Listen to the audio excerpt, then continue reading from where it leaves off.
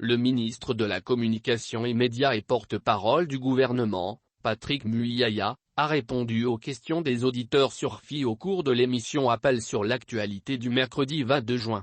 L'agression de la RDC par le Rwanda à la base des tensions de plus en plus vives entre les deux pays, la restitution par la Belgique de la dent de Patrice Lumumba, la récente visite du roi des Belges sont les trois grands sujets abordés au cours de cette émission. Actualité oblige, le dossier de l'agression de la RDC par le Rwanda a constitué la plus grande partie des questions des auditeurs. Le porte-parole du gouvernement congolais n'a pas hésité pour déclarer que si les voisins ne sont pas coopératifs, ouverts et disposés à trouver la solution aux problèmes d'insécurité, Kinshasa est prête à prendre des mesures qui iront jusqu'à l'expulsion de l'ambassadeur. Pas seulement. La rupture des relations diplomatiques est même envisagée. Quant à savoir si Kigali doit faire partie de la force régionale à déployer en RDC, Patrick Muyaya tranche, il est hors de question que le Rwanda fasse partie de cette force, surtout pas celle qui sera déployée en RDC. Au sujet du matériel sophistiqué dont disposent les terroristes du M23 et que la MONUSCO déclare n'avoir pas vu, il estime que la MONUSCO doit pouvoir s'exprimer à ce sujet de manière claire pour que tout le monde puisse en être sûr. Le Congolais est un peuple hospitalier qui ne verse jamais dans la violence, tranche-t-il pour éviter de tomber dans le piège que tente de tendre le pouvoir rwandais dont le langage est de crier au génocide. Le gouvernement congolais accuse nommément le Rwanda de soutenir le M23, alors que le Rwanda nie toute implication. Monsieur le ministre, de quelles preuves dispose le gouvernement? Tout le monde a vu les deux militaires des forces spéciales rwandaises qui ont été arrêtés en RDC.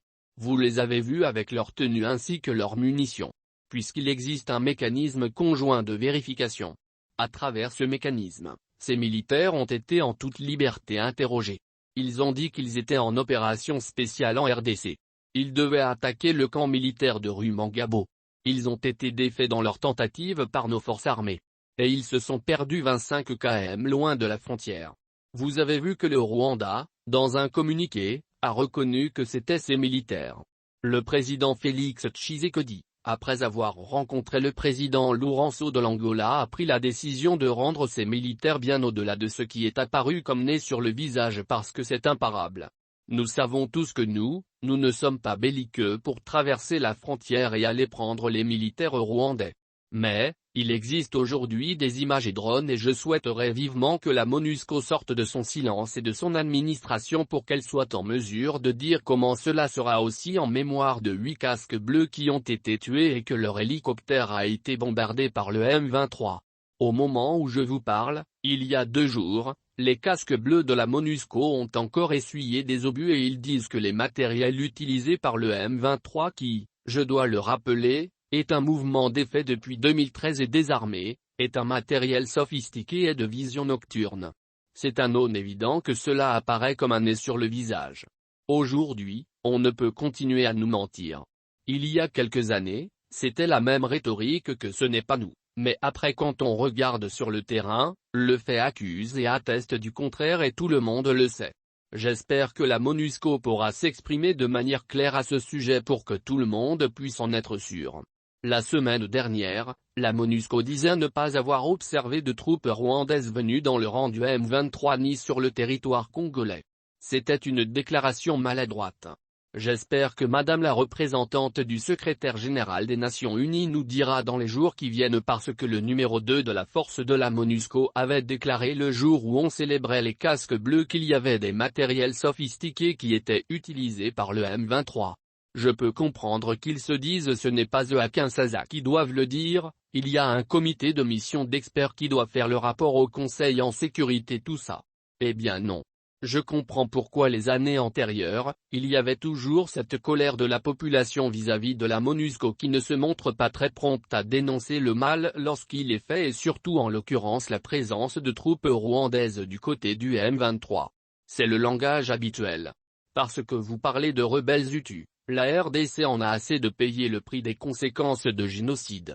Tout ceci arrive parce que nous avons été très hospitaliers et que nous avons ouvert nos frontières en 1994.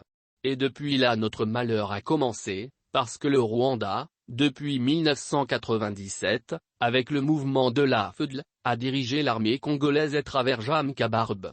Ils avaient en ce moment-là l'occasion de régler le problème. En 1998, une rébellion a éclaté avec le RCD qui était dirigé par Kigali.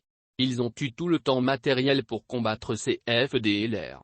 Au-delà de ça, Vital Kamerhe, le président de l'Assemblée nationale en 2009, a perdu son poste parce que le président Kabila avait discuté des opérations conjointes. Vous voyez que, depuis toutes ces années, nous payons le prix le plus fort de la présence des FDLR sur notre territoire et nos forces armées n'arrêtent pas de les combattre. Aujourd'hui, si les FDLR subsistent, je ne pense pas que ce mouvement subsiste au point de poser des problèmes de sécurité au gouvernement rwandais pour qu'il justifie une nouvelle invasion. Ce qui est bien dommage, c'est que depuis l'arrivée aux responsabilités du président de la République, nous avons mis en place des mécanismes qui nous permettaient, y compris avec le Rwanda, de discuter de ce sujet et de trouver des solutions. C'est bien dommage que nous puissions sortir de ce cadre que nous avions établi pour aller sur des considérations de ce genre aujourd'hui. Nous ne sommes pas en guerre, mais nous défendons nos territoires, parce que nous ne sommes pas des belliqueux. Nous n'avons pas traversé nos frontières et commencé à poser des problèmes. Je dois rappeler ici que les bombardements rwandais ont tué des enfants de 6 et 7 ans. Des écoles ont été touchées, des milliers de femmes ne sont plus dans leur logis, parce que simplement il faut fuir et ça fait 25 ans que ça dure. C'est anormal et tout ça doit s'arrêter. Nous étions pourtant engagés dans le processus qui nous avait donné une vue sur la fin de toutes ces questions d'insécurité. Notre adhésion dans la communauté de l'Afrique de l'Est le 08 avril avait ouvert cette brèche. Nous étions déjà à table en train de discuter des questions avec tous les pays voisins. C'est tout à fait incompréhensible de voir que le Rwanda puisse se retourner sur la rhétorique et sur le terrain de la guerre sous prétexte qu'il y a des opérations menées chez nous. Des bombes sont tombées chez eux pour envahir de nouveau la RDC. C'est bien dommage. Mais, nous pensons, comme vous avez vu le dernier conclave qui s'est tenu à Nairobi, que les discussions sur ce point de vue continuent aussi. Nous espérons que très vite le désarmement ou le retrait de troupes rwandaises, le retrait du soutien M23, c'est vrai qu'il quitterait les localités occupées injustement depuis quelques jours. Évidemment. Mais lorsque vous avez un voisin qui est belliqueux, parce que nous, en termes de paix, c'est le choix que nous avons fait, les populations rwandaises et congolaises échangent déjà. Il faut le rappeler que la frontière RDC, Rwanda est l'une des frontières les plus fréquentées au monde et donc le président de la République a donné un signe de bonne foi en rendant les militaires rwandais qui ont été arrêtés chez nous. Et aujourd'hui, nous considérons que nous sommes à l'étape de négociation ou de discussion qui font que si les amis ne se montrent pas ouverts et disposés à aller avec nous pour trouver une conclusion à la table de négociation, nous prendrons des mesures qui iront jusqu'à l'expulsion de l'ambassadeur. On ne peut pas exclure cette possibilité si les amis ne font pas le choix de la paix. Je dirais que le budget alloué à la défense ou à l'armée par rapport à la dimension du pays n'est pas assez, mais il faut regarder d'où nous venons et les conditions économiques dans lesquelles le pays évolue. Avec le président Tshisekedi, nous avons récemment adopté un budget programme qui sera pluriannuel. Et dorénavant on investira à peu près $1 milliard l'an pour l'armée.